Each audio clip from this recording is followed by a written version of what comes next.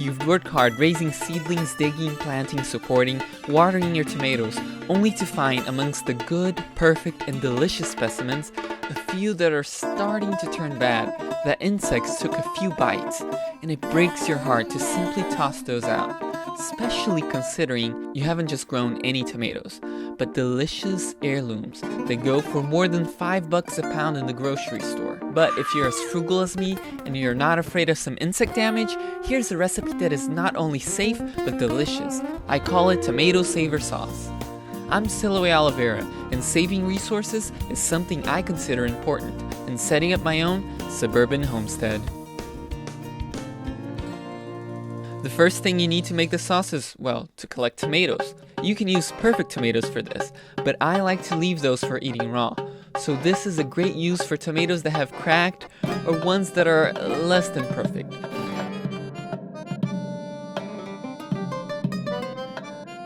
I cut out as much of the bad parts on the tomato, reserving the good pieces. Because tomatoes have internal segments that are separate from one another, many times only one segment is starting to rot, while the others are completely fine and actually sterile.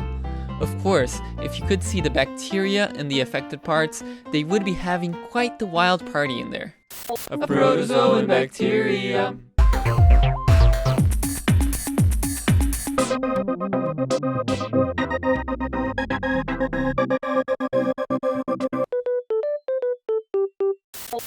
Now, you may be grossed out by this, but I feel the amount of bacteria growing in the bad parts of these tomatoes are comparable, if not probably less, than what's found in a raw chicken. Even though we won't use the bad parts, by cooking the good parts down, there will be no need to fear the sauce, even if you are a germaphobe. After cutting off the bad parts, discard them in your compost bin and wash the good pieces thoroughly. Use your nose to determine if each piece is good. If after washing you still detect an odor of rotting tomato, discard that tomato. After cutting the tomato, it should smell clean and fresh. Put the good tomato pieces in a bowl and crush the tomatoes using your hands.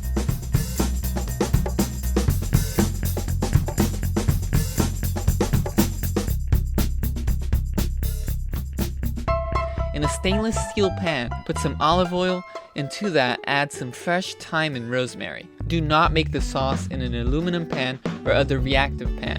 It will make your sauce taste bad. Add dried oregano to taste. Sprinkle some turmeric and paprika liberally to enhance the flavor and add color to this sauce.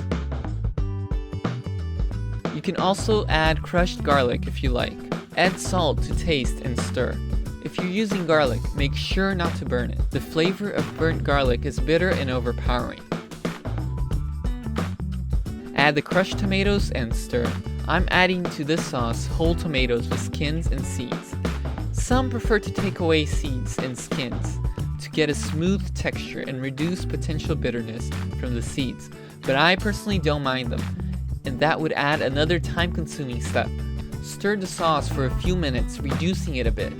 You can leave it as thick or runny as you like. Adding a tablespoon of brown sugar diluted in water to balance the acidity of your sauce is optional. I prefer not to. Taste the sauce and adjust the salt levels. As you finish the sauce, get some of your favorite fresh herbs from your garden, wash them and chop them.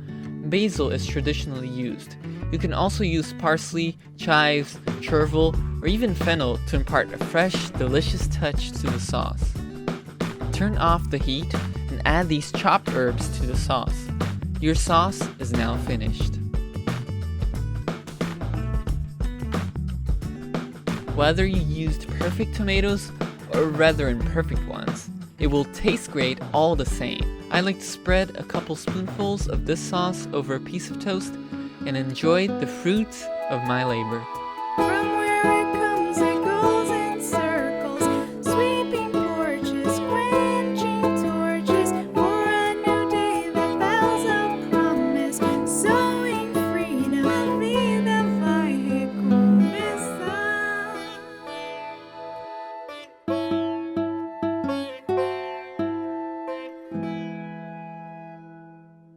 Join me next time when I give a much-awaited update on the hugelkultur bed experiment. Remember to send in your questions or comments to seedofchoice@gmail.com. And don't forget to subscribe to Suburban Homestead.